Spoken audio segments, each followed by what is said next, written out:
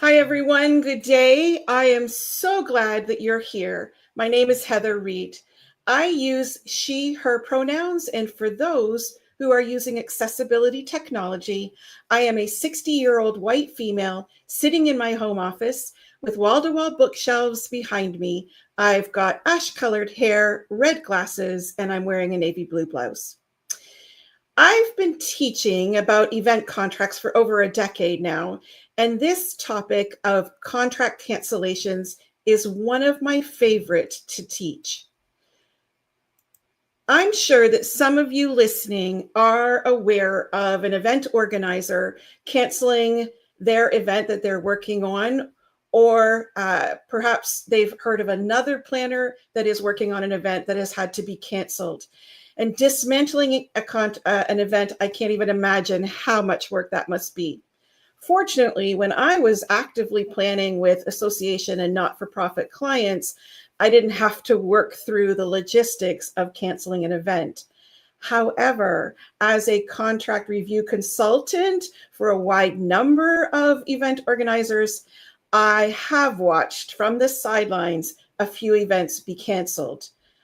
On the flip side, though, I hope most listening don't have their story or their own story or anyone else's story about an event supplier canceling an event contract. However, I do know that this happens. This happens for reasons like closing down for renovations, being double booked, picking up a better piece of business. So there are a variety of reasons why one might want to cancel an event contract. So what exactly is the purpose of a cancellation clause in an event contract? Well, it is there to create the ability for either entity, and I'm using entity rather than party, so either entity to the contract, so the event organizer or the event supplier, and it's there to create the ability to withdraw from the contract. The cancellation clause does not refer to force majeure. Force majeure is a separate clause and subject matter that needs to be included in an event contract, but it's not the same as cancellation. So this cancellation also does not refer to underperformance due to a force majeure incident. So this is purely cancellation, and I want to make sure that we understand the difference. So the reasons, the cancellation clause should provide either entity the right to cancel the contract for reasons that have been specifically identified in the contract or for their own reasons not specifically included or identified in the contract. And the decision to cancel the contract only needs to be held by one party. So the cancellation clause is used in the contract to not only identify contractual reasons for being able to cancel the contract, but also it needs to be used for, one, outlining the provisions of notice of cancellation from one entity to the other, and two, it needs to identify provisions for financial damages that would be payable by the canceling entity to the other entity. Today, we're not going to explore financial damages, but we are going to look at all of the perspectives that should be included in a cancellation clause. So, knowing that there are typically two entities involved in an event contract, and knowing that there are contractual reasons and non-contractual reasons for contract cancellation, I got thinking, how can I teach event professionals to ensure that all of the scenarios of cancellation are addressed in an event contract? Well, it was this problem that I was thinking about years and years ago. And I know it's going to sound completely and totally cliche, but I really honestly did have a moment in the shower. I had a moment of clarity. I was mulling over in my head how to simplify all the different angles of cancellations and event contracts when it hit me. Let's just go old school with an XY chart. A simple XY chart everyone can remember. So let me explain this. So I want you to, if you have a writing utensil handy and a scrap piece of paper, simply follow along with me. We're going to use a simple X axis and a Y axis. Simply draw a vertical line and a horizontal line that intersects with that. So I put the event or the event organizer on the top end of the vertical line.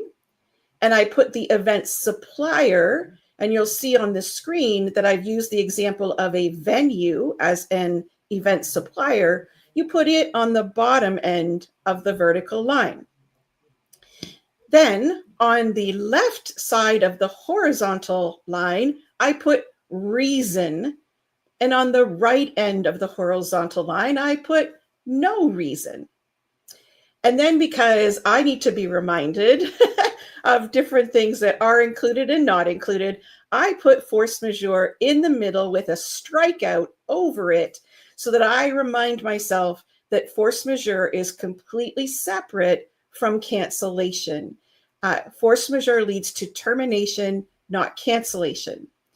So I use the term quadrants to identify each of the 4 sections. So I went from top left, being quadrant 1, moving clockwise through to quadrant 2, and then moving down to quadrant 3, and then quadrant 4 being in the bottom left corner. So it's a pretty simple way to classify or group the scenarios of cancellation.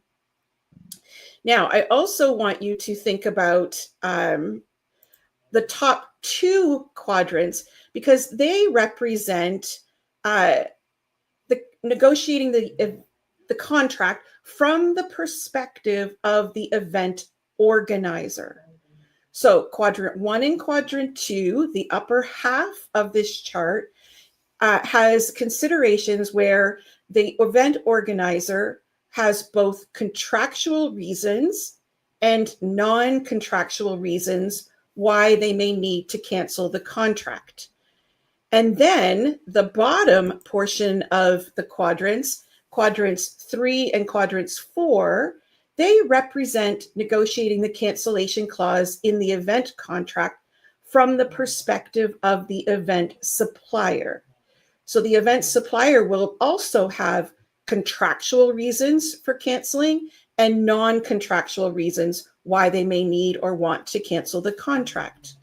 So then, to further clarify things, I want you to consider the left side of the chart, and that is quadrants 1 and 4, which is negotiating the cancellation clause from both the perspective of the event organizer and the event supplier for having contractual reasons for canceling the contract. So that left side is about having contractual reasons for either entity.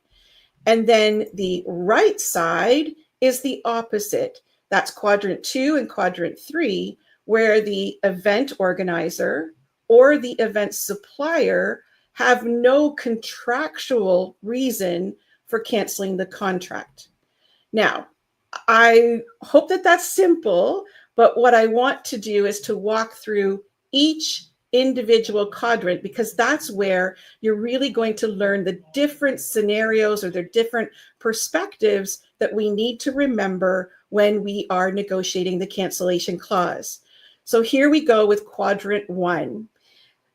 What do event organizers need to know about quadrant 1 in order to ensure that we are negotiating complete and balanced contract clauses? So again, I'm using event supplier as the venue in our discussions today, but this could most certainly apply to other event suppliers such as a catering contract, a speaker contract, an AV provider, show services, for example. So there's all scenarios we need to consider in cancellation in all of our event contracts. So quadrant 1 represents the event organizer wanting to cancel the event contract for contractual reasons.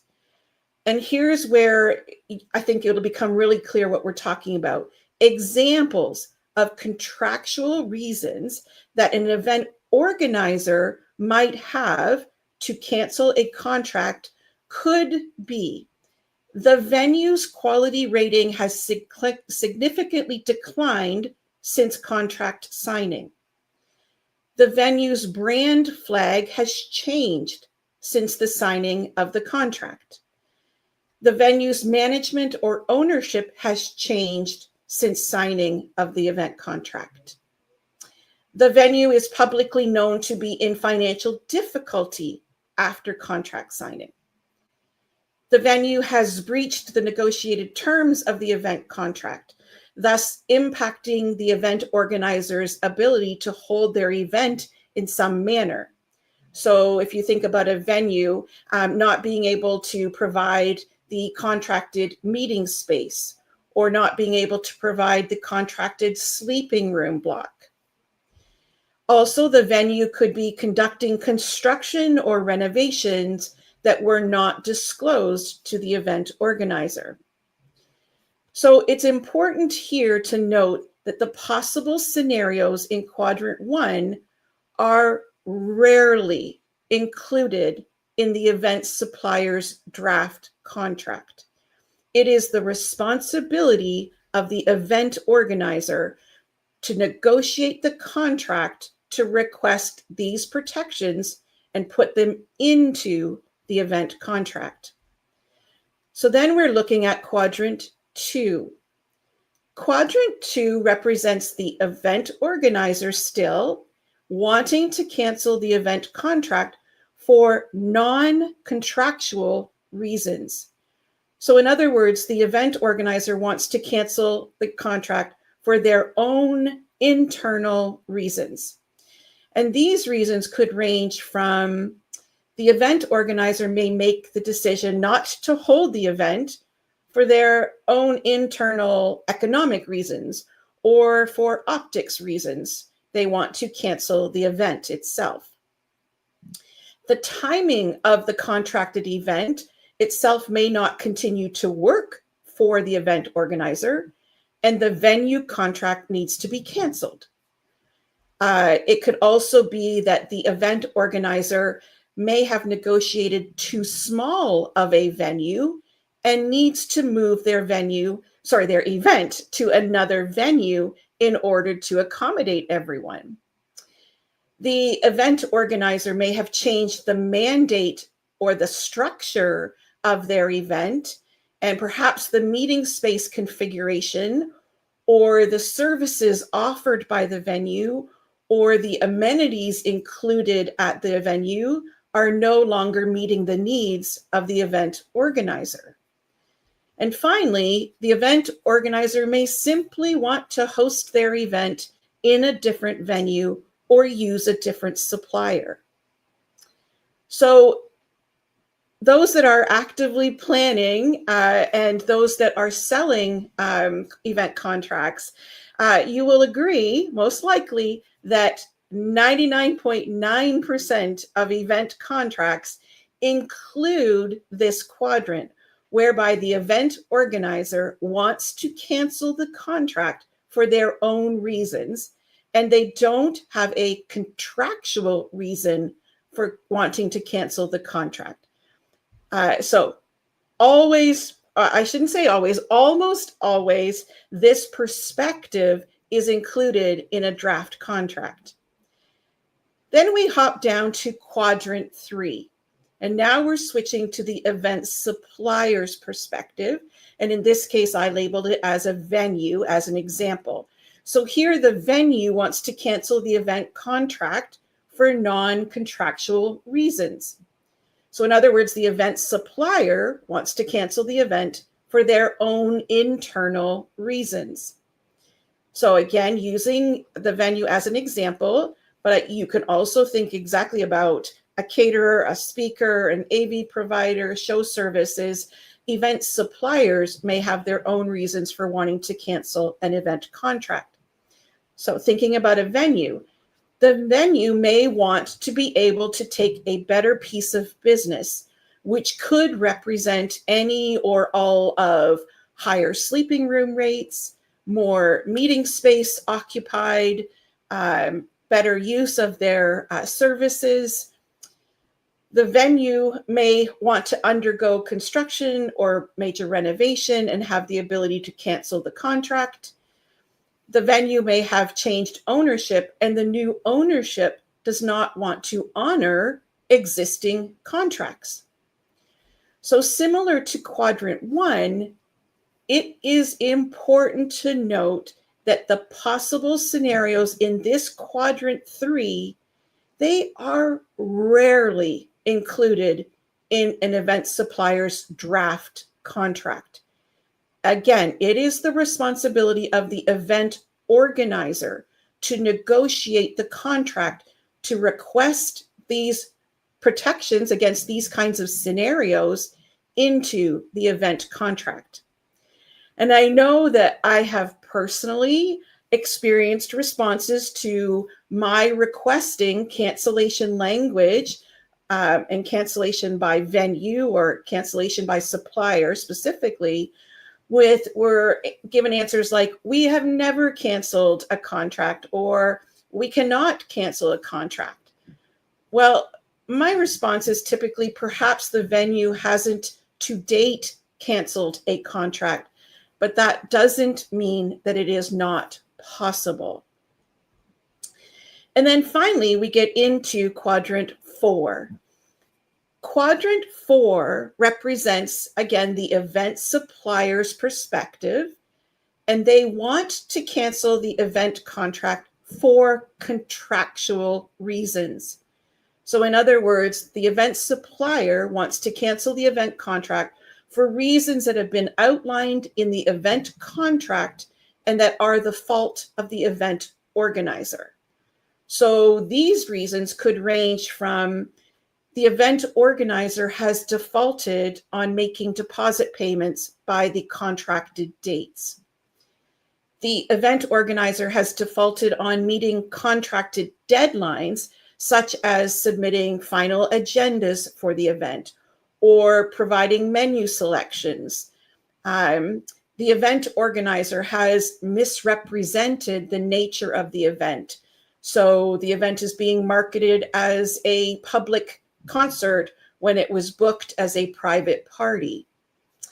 For example, the event organizer is publicly known to be in financial difficulty after contract signing.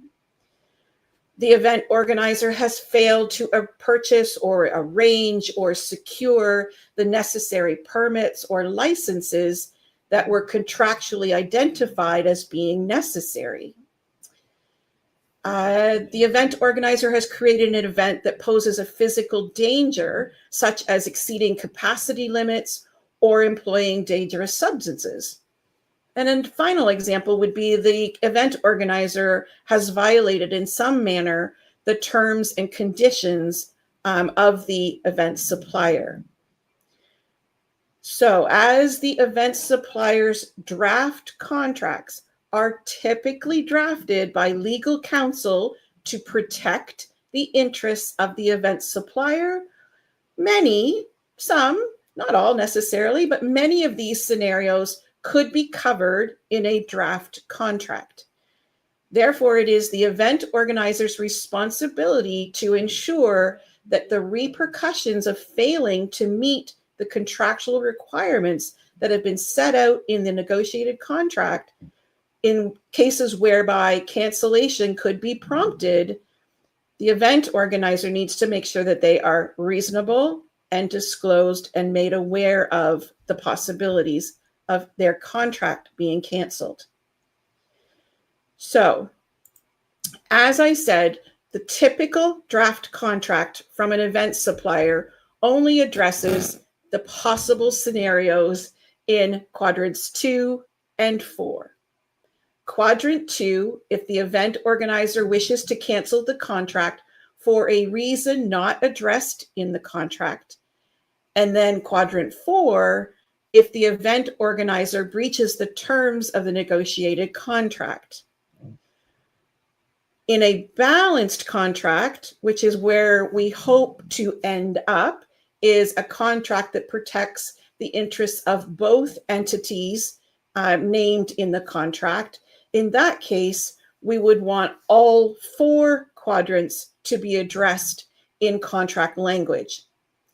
So while the focus of today's 25 and a half minutes together was to identify the perspectives, please know that the cancellation clause also needs to have language included that addresses how financial damages are calculated and how notice of cancellation is to be given to the non-canceling entity. So I promise that the financial damages aspect is an entire discussion all of its own, and it will most certainly be a topic for an Event Contracts Exposed episode in the future.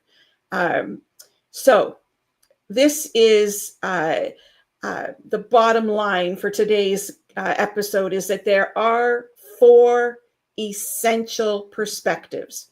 Not only does the event organizer need to understand how to negotiate the language that's already included in a contract, remember that's quadrants 2 and 4 typically, the event organizer must also be able to articulate and confidently negotiate missing language, which is quadrants 1 and 3, into the draft contract. So each of these 4 event contract cancellation quadrants, they actually represent real, legitimate scenarios that could impact an event's logistics, an event's budget, an event's reputation, or all of the above. The options that an event organizer will have when cancellations arise, well, those will only be as strong as the enforcement tools that have been negotiated into the event contract. So no tools, really no leverage. Ultimately, the extent of options you have as the event organizer, should any of the situations be encountered, depends on what you have proactively negotiated into an event contract. So in closing, if or when you are ready to learn more about the critical subject of cancellation clauses in event contracts, please consider our Certified Event Contract Professional program. So Joan has a question, and I think we've got a couple of minutes left. Do impossibility clauses play into cancellation or force majeure clauses? Joan, okay. And if there are multiple parties involved in the meeting, how does one incorporate one party's cancellation into the whole? All right, Joan, you and I. So impossibility is an objective scenario. It is impossible or it is illegal to host an event in a venue, or for the event organizer to host an event. Force majeure clauses are typically the acts of God clauses or scenarios. So that's my layperson understanding. I am not legal counsel. Please consult legal counsel always, always, always, even for cancellation clauses. But cancellation, in my understanding, is separate and needs to be separate language in a contract. If the cancellation is due to a force majeure, my understanding is it's called termination. And that's how I've been teaching to know that there's a distinction between what is a cancellation for certain scenarios and what is a termination because of the scenario of being impossible or illegal or frustrated or force majeure. So, and then Joan says, don't hate me. I never could. I have more love for her than ever. If there are multiple parties involved in the meeting, how does one incorporate one party's cancellation into the other? So by multiple parties, Joan, I'm assuming multiple parties signing the same contract, or is it, I know, for example, one example I often use is that if you are signing a contract for a convention center, that you are linking it to a hotel contract, for example, but that's not the same. Those two contracts would not be linked in the case of cancellation, in my understanding. They can be linked in the case of force majeure, unless I suppose it's the venue or the event supplier canceling the contract, but that would be a very, very finessed situation. So, Joan, if you've still got questions, let me know, and I hope I did it justice. If there are no other questions, I thank you for tuning in today. AV or offsite venue for a meeting held in a hotel, for example, or offsite venue for a meeting held in a hotel. Boy, I'm not sure I'm getting that one, Joan. An AV supplier contract or an offsite venue contract for a meeting held in a hotel. So if you're canceling the event, are you able to cancel the AV contract, or are you able to cancel the offsite venue? I would say for reasons of your own, the AV or the offsite venue would expect damages to be paid. If it is due to force majeure, then that's a different scenario. But if it's cancellation by the event organizer, and I'm actually not exactly sure whether when it's cancellation by an event supplier, what the scenario would be. But definitely that's one. I'm going to do some homework, Joan, and talk to you, because that would have to be, that would be an interesting scenario. And if the venue, for example, cancels the complete event and you have auxiliary contracts, how does the venues, presumably then perhaps it would be the venue's responsibility to pay the damages of those other contracts. But you would have to build in that language that you have auxiliary contracts. And, if the venue, the main place of the event cancels the contract, then they would be responsible for damages incurred by the event organizer because of their actions. So as Joan said, to be discussed. There's so much to learn. I hope you understood my simple concept, my XY chart. I hope you understood the scenarios that you need to consider building into your event contract. And we will talk about cancellation damages another day. I am signing off for now, folks. Thanks, and see you on the next one.